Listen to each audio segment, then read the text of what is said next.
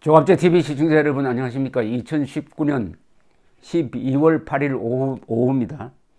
한국 정치판에서 부산이 매우 중요합니다. 부산에서 일어나는 일이 전국을 흔드는 경우가 한두 번이 아니었습니다. 역사적으로 보면은 3월 15일, 1960년 3월 15일 마산 의거가 부산을 거쳐서 서울로 와서 4.19를 만들어냅니다. 일종의 부마 사태였습니다. 그리고 1979년 유명한 부마 사태, 그것은 11.6 사건의 도화선이 되었습니다.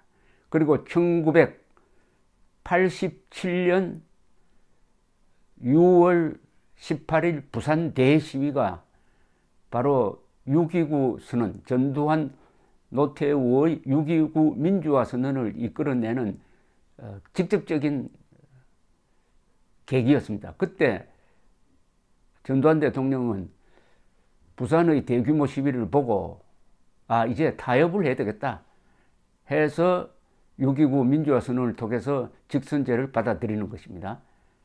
그리고 그 전에 2년 전에 있었던 1985년 2.12 총선거, 2.12 총선거에서는 당시 집권 여당인 민정당이 부산에서 크게 졌습니다. 당시에는 한 지역구에서 2사람을 뽑게 되어 있었는데 민정당이 3곳에서 떨어졌습니다. 전국에서 민정당이 5곳에서 낙선을 했는데 부산에서 3곳, 그리고 대구, 서울에서 1곳, 이렇게 해서 돌풍이 일어나서 당시에 야당 신민당이 제1야당으로 급부상하고 김영삼, 김대중의 강경 노선으로 가는 민주화의 분수령을 만드는 것이 1985년 2.12 총선인데 2.12 총선의 가장 큰 이변이 부산에서 일어났습니다. 뿐만 아닙니다.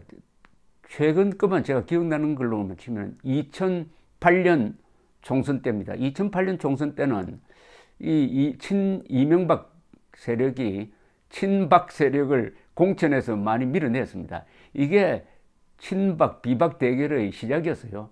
그때 박근혜 추종 세력을 숙청을 했는데 이분들이 무소속 또는 친박 연대로 나왔습니다. 그런데 부산에서 그때 18석 의석 중에서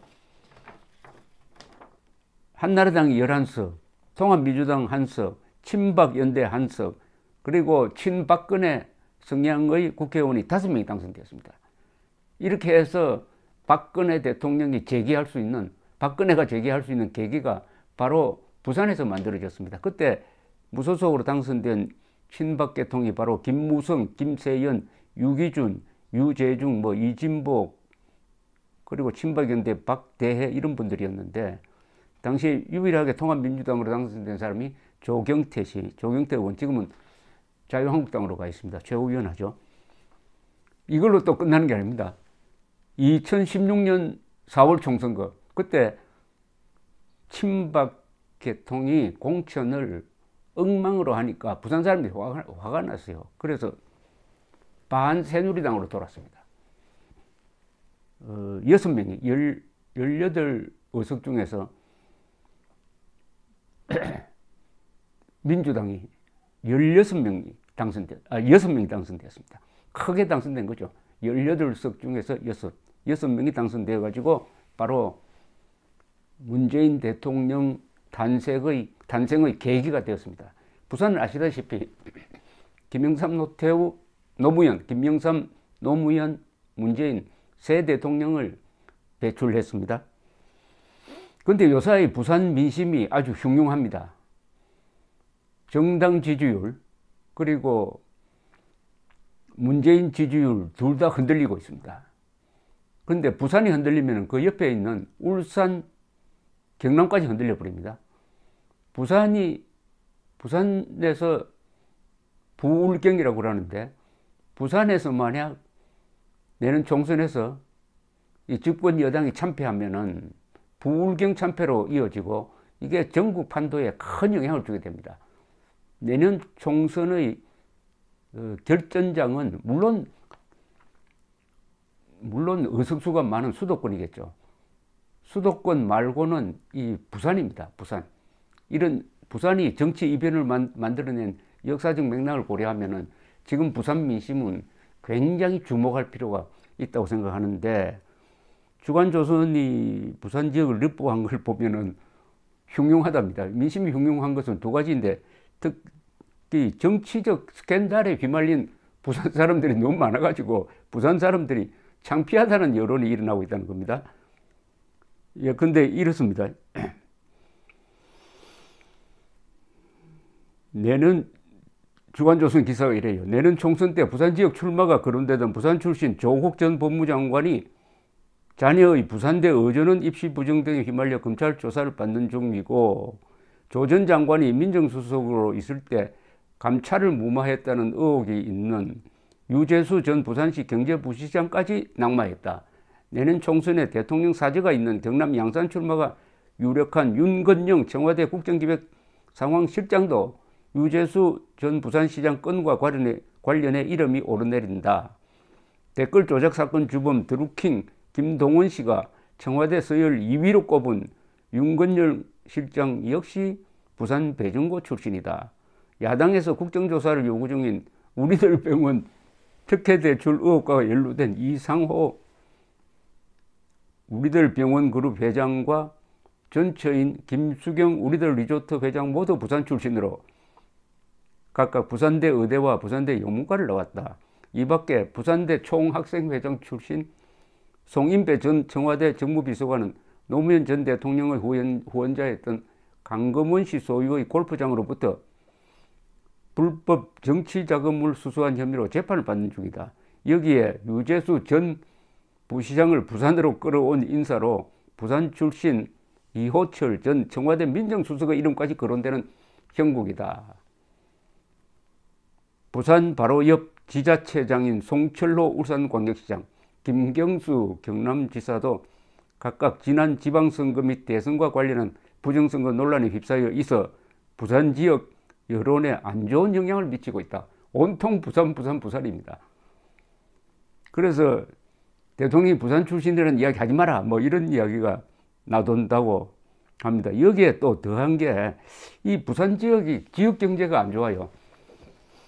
이 지역 경제가 가장 좋은 곳은 우리나라에서는 울산이죠. 울산.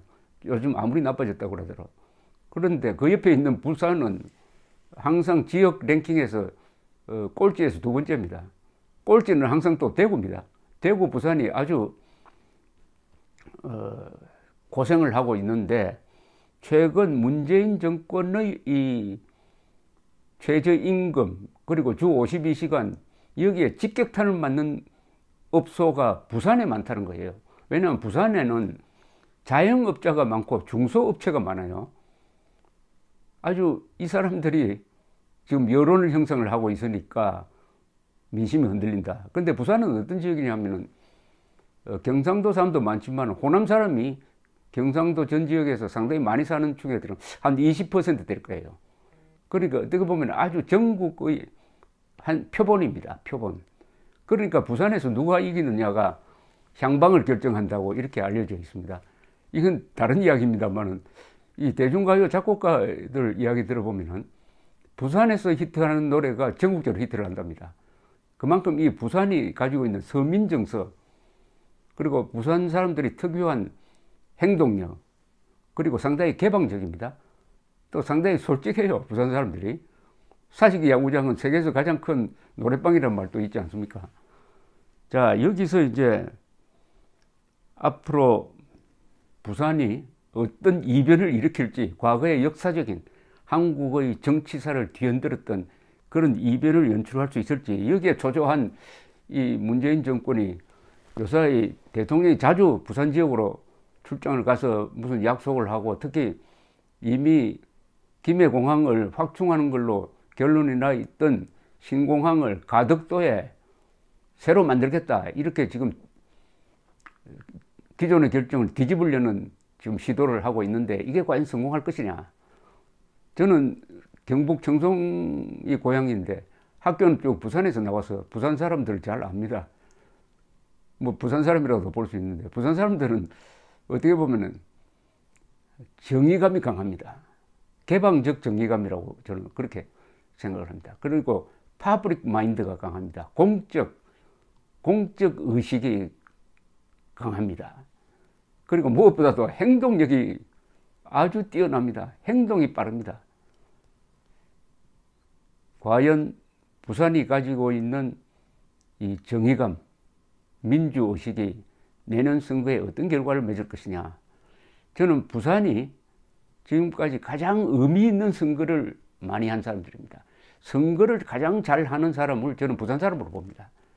그때의 시대 정신을 맞춰가지고 역사를 돌리는 역할을 부산이 내년 총선에서도 할 것이냐, 어떻게 될 거냐. 그게 아마 최대 변수가 될 것입니다. 감사합니다.